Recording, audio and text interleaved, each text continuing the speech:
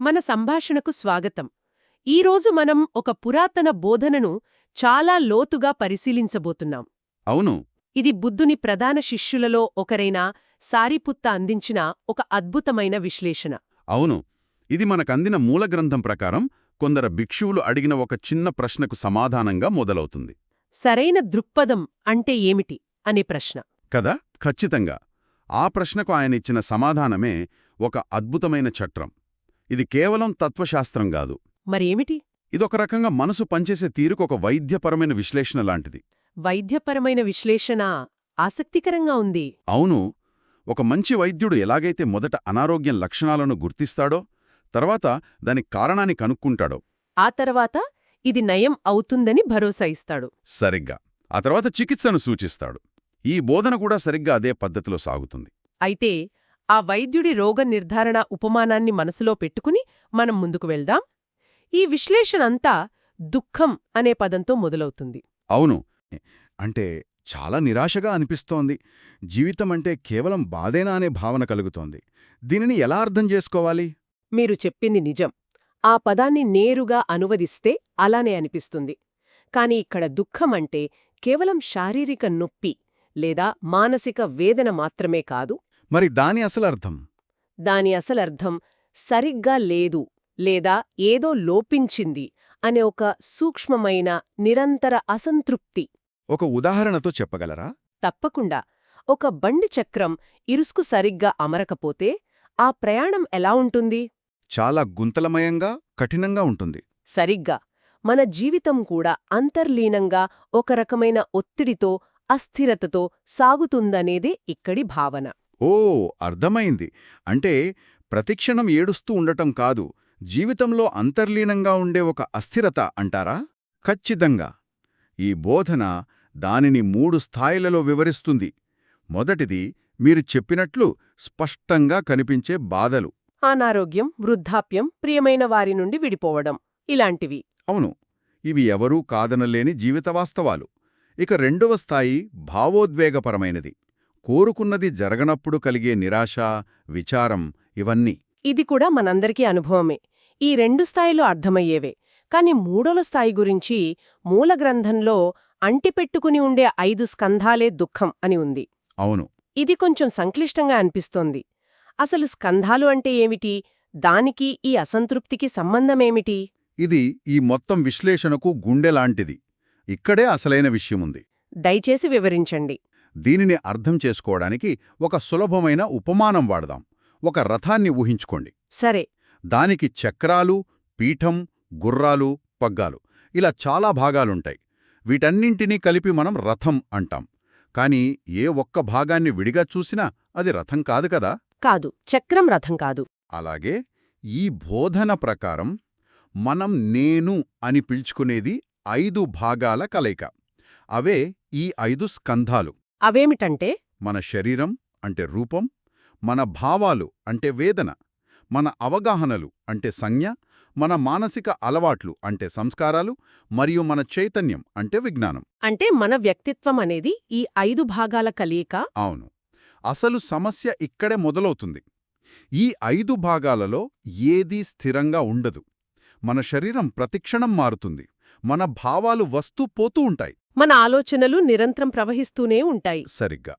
కాని మనం ఈ నిరంతరం మారుతున్న భాగాల సమూహాన్ని పట్టుకుని ఇది శాశ్వతమైన నేను అని గట్టిగా నమ్ముతాం. మారుతున్న రథం భాగాలను పట్టుకుని ఇది శాశ్వతమైన రథం అనే భ్రమపడటం కాంటిది. ఆ అశాశ్వతమైన వాటిపై ఆధారపడటమే అసంతృప్తికి మూల కారణం. ఖచ్చితంగా. అదే ఆ లోతైన అస్తిత్వపరమైన అసంతృప్తి. ఇది చాలా స్పష్టంగా ఉంది. కాబట్టి వైద్యుడు లక్షణాన్ని గుర్తించాడు. ఆ అనారోగ్యం పేరు దుఃఖం. ఇప్పుడు 2వ దశ. దీనికి కారణమేమిటి? ఈ అసంతృప్తి ఎక్కడ్నుండి వస్తుంది? దానికి ఈ బోధన చాలా సూటిగా, స్పష్టంగా ఒకే ఒక్క కారణాన్ని చెప్తుంది. అదేమిటి? అది తృష్ణ. అంటే తీరని కోరిక లేదా దాహం. మూలగ్రంథంలో చెప్పినట్లు ఇది ఆనందాన్ని వెతుక్కుంటూ ఇక్కడ అక్కడ పరుగులు పెట్టిస్తుంది. ఈ దాహం మనల్ని నిరంతరం కట్టిపడేస్తుంది. ఈ తృష్ణ లేదా దాహం అనేదాన్ని కొంచెం విడమర్చి చెప్పగలరా? ఎందుకంటే మన కోరికలన్నీ ఒకే రకంగా ఉండవు కదా. నిజమే.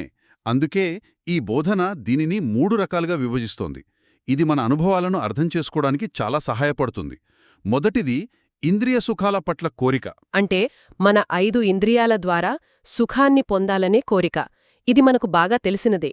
అవును, రుచికరమైన ఆహారం, మంచి సంగీతం, అందమైన దృశ్యాలు, వీటి ద్వారా ఆనందాన్ని వెతకడం. కాని ఒక నిమిషం, మంచి అనుభవాలను కోరుకోవడం మానవ సహజం కదా. అందులో తప్పేముంది? ఒక మంచి లక్ష్యం కోసం ఆశపడటం, దానికోసం పనిచేయడం, ఇదే కదా మనల్ని ముందుకు నడిపించేది. ఇది చాలా ముఖ్యమైన ప్రశ్న. ఈ బోధన ఆశయాలను లేదా సంతోషంగా ఉండాలనే కోరికను తప్పుపట్టడం లేదు. మరి సమస్య ఎక్కడుంది? సమస్య కోరికతో కాదు, దానిపై గుడ్డిగా ఆధారపడటంతో, దానికి అతుక్కుపోవటంతో వస్తుంది. ఇంద్రియ సుఖాలు అశాశ్వతమైనవి. ఒక మంచి భోజనం ముగుస్తుంది. ఆ సుఖం ముగిసినప్పుడు మనలో ఒక ఖాళీ ఏర్పడుతుంది. దాన్ని పూర్తి చేయడానికి వెంటనే మరో సుఖం కోసం వెతుకుతాం. అవును, ఈ చక్రం అంతం లేనిది, అలసటను కలిగిస్తుంది. అందుకే ఇది అసంతృప్తికి దారితీస్తుంది. అర్థమైంది. ఇది నిరంతరం నడిచే ఒక ట్రెడ్మిల్ లాంటిది. సరే, ఇక రెండవ రకం కోరిక, ఉనికి పట్ల కోరిక. ఇది కొంచెం లోతైనది. అంటే ఏమిటి? ఇది ఏదో ఒకటిగా ఉండాలి, శాశ్వతంగా నిలిచిపోవాలి అనే బలమైన ఆకాంక్ష. ఇది మన గుర్తింపుకు, మన అహానికి సంబంధించింది. ఉదాహరణకు, నేను ఎప్పటికీ ఆరోగ్యంగా ఉండాలి, నా కీర్తి శాశ్వతంగా నిలిచిపోవాలి వంటి ఆలోచనలు. వాస్తవానికి ప్రతిదీ మారుతుంది. కాని మనం ఆ మార్పును అంగీకరించకుండా ఒక నిర్దిష్ట స్థితిలో శాశ్వతంగా ఉండిపోవాలని తీవ్రంగా కోరుకుంటాం. ఈ కోరిక వాస్తవికతతో సంఘర్షణకు దారితీస్తుంది. అవును, దానివల్ల ఒత్తిడి, భయం కలుగుతాయి. ఇక మూడవది, వినాశనం పట్ల కోరిక. ఇది వినడానికి చాలా వింతగా ఉంది. ఎవరైనా వినాశనాన్ని ఎందుకు కోరుకుంటారు? ఇది మొదటి చూపులో విరుద్ధంగా అనిపించినా మనం ప్రతిరోజూ దీన్ని అనుభవిస్తాం. దీనిని లేకపోవడం పట్ల కోరిక అని కూడా అర్థం చేసుకోవచ్చు. అంటే మనకు నచ్చని, బాధ కలిగించే విషయాలను, పరిస్థితులను వదిలించుకోవాలనే తీవ్రమైన కోరిక. తీవ్రమైన తలనొప్పి వచ్చినప్పుడు ఈ నొప్పి ఇప్పుడే పోవాలి అని బలంగా కోరుకోవడం. ఒక కష్టమైన సంభాషణ నుండి తప్పించుకోవాలని ఆరాటపడటం. ఖచ్చితంగా. మన గురించి మనకే నచ్చని ఒక లక్షణాన్ని ద్వేషించి ఇది నాలో ఉండకూడదు అని పోరాడటం. ఇవన్నీ ఈ కోరికే వస్తాయి. అంటే ఒకదాన్ని కావాలని బలంగా కోరుకోవడమెంత సమస్యో, ఒకదాన్ని వదిలించుకోవాలని తీవ్రంగా పోరాటం కూడా అంతే సమస్యాత్మకమంటారా? అవును, రెండూ ఒకే నాణేనికి రెండు వైపులాంటివి. ఒకటి కావాలనే ఆరాటం, మరొకటి వద్దనే పోరాటం. రెండు మన మనస్సును అశాంతికి గురిచేస్తాయి. రెండూ వాస్తవికతను ఉన్నది ఉన్నట్లుగా చూడకుండా అడ్డుపడతాయి. అవును, ఈ మూడు రకాల దాహం మన అసంతృప్తి అనే అనారోగ్యానికి మూలకారణమని వైద్యుడు నిర్ధారించాడు. సరే, రోగనిర్ధారణ పూర్తయింది. అనారోగ్యం, దుఃఖం, కారణం తృష్ణ. ఇప్పుడు వైద్యుడు చెప్పాల్సిన మూడవ అతి ముఖ్యమైన విషయం, దీనికి నివారణ ఉందా? ఈ పరిస్థితి నుండి బయటపడటం సాధ్యమేనా? ఇక్కడే ఈ బోధన ఆశనిస్తుంది. మూడవ సత్యం అదే చెబుతుంది. అదేమిటంటే, ఆ కోరికను పూర్తిగా విడిచిపెట్టడం, త్యజించడం, దాని నుండి స్వేచ్ఛ పొందడం. దీనిని నిరోధం అంటారు. దుఃఖాన్ని అంతం చేయడం సాధ్యమేనని ఇది భరోసా ఇస్తుంది. అనారోగ్యం నయం చేయదగినదే అని వైద్యుడు చెప్పడం లాంటిది. సరిగ్గా. కాని కోరికను పూర్తిగా విడిచిపెట్టడమంటే అది ఆచరణలో సాధ్యమేనా? అన్ని కోరికలను వదిలేస్తే మనం నిస్సత్వగా ఏమీ చేయకుండా ఉండిపోమా? మళ్ళీ ఇది చాలా కీలకమైన సందేహం. ఇక్కడ విడిచిపెట్టడమంటే కోరికలను బలవంతంగా అణిచివేయడం కాదు. అలా చేస్తే అది వినాశనం పట్ల కోరిక కిందకే వస్తుంది కదా. ఖచ్చితంగా.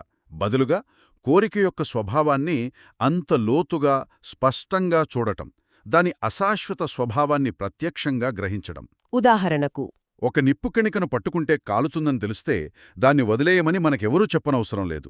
మనమే దాన్ని వదిలేస్తాం. అవును, సహజంగానే. అలాగే కోరికకు అతుక్కోపోవడం దుఃఖానికి దారితీస్తుందని స్పష్టంగా చూసినప్పుడు దాని పట్టు సహజంగానే సడలుతుంది. దీనినే అనాసక్తత అంటారు. ఆ స్థితిలో దుఃఖానికి పాతుకుపోవడానికి చోటుండదు.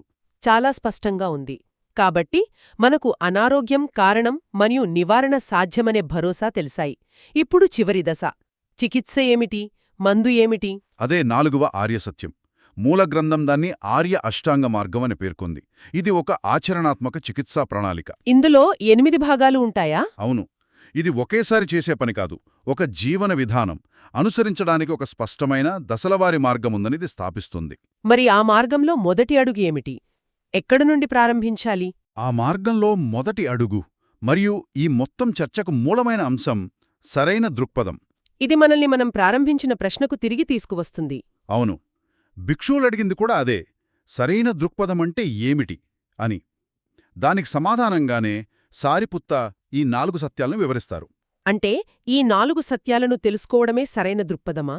వీటిని బట్టే పట్టడం లేదా మేధోపరంగా అంగీకరించడమా? కేవలం తెలుసుకోవడం మాత్రమే కాదు, దాన్ని లోతుగా గ్రహించడం. ఇక్కడే అసలైన విషయముంది. దుఃఖమంటే ఏమిటి, దాని మూలం కోరిక అని, ఆ కోరిక పట్టు సగలితే దుఃఖం నిరోధించబడుతుందని. మరియు దానికొక మార్గముందని ఒక వ్యక్తి తన అనుభవంలో నిజంగా గ్రహించడం. అవును, ఆ కారణకార్య సంబంధాన్ని స్పష్టంగా చూడగలగడమే సరైన దృక్పథం. అది ఒక మేధోపరమైన కసరత్తు కాదు, ఒక అంతర్గత పరివర్తన. అంటే ఆ జ్ఞానమే మార్పుకు నాంది పలుకుతుంది.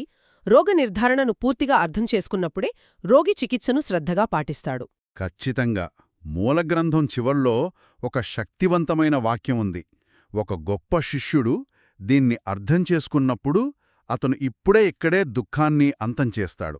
ఇప్పుడే ఇక్కడే, భవిష్యత్తులో ఎప్పుడో కాదు. అవును, ఆ అవగాహన కలిగిన క్షణంలోనే మార్పు మొదలవుతుంది. ఎందుకంటే ఆ క్షణం నుండి వారు తమ అనుభవాలను కొత్త కళ్లతో చూడటం ప్రారంభిస్తారు. కోరిక పుట్టినప్పుడు దాని వెనుక ఉన్న దుఃఖాన్ని కూడా చూడగలుగుతారు. అప్పుడు దానికి బానిస కాకుండా స్పృహతో స్పందించే అవకాశం లభిస్తుంది. అవును, ఆ సరైన దృక్పథమే మిగిలిన 7 మార్గాలను అనుసరించడానికి పునాది వేస్తుంది. కాబట్టి ఈ చర్చ నుండి నేను గ్రహించిందేమిటంటే, జీవితంలోని అసంతృప్తి యాదృచ్ఛికం కాదు, అది మన తలరాత లేదా శిక్ష అంతకంటే కాదు. నిజమే. ఇదొక స్పష్టమైన కారణం, స్పష్టమైన పరిష్కారంతో కూడిన ఒక ప్రక్రియ. మన అనుభవాలను నిందించడానికి బదులుగా వాటిని అర్థం చేసుకోవడానికి ఈ చట్టముక శక్తివంతమైన సాధనాన్ని అందిస్తుంది. మీరు దాన్ని చక్కగా సంగ్రహించారు. శ్రోతల కోసం ఒక ఆలోచనతో ముగిద్దాం. తప్పకుండా. ఈ బోధన ఉనికి పట్ల కోరిక అంటే పట్టుకోవాలనే ఆకాంక్ష మరియు వినాశనం పట్ల కోరిక అంటే వదిలించుకోవాలనే ఆకాంక్ష గురించి మాట్లాడుతోంది.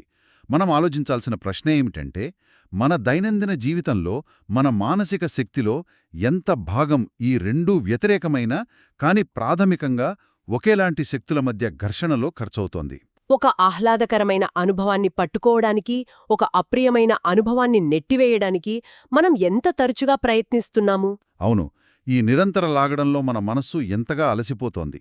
ఒకవేళ ఆ రెండింటినీ చేయకుండా కేవలం గమనించగలిగితే ఏమవుతుంది?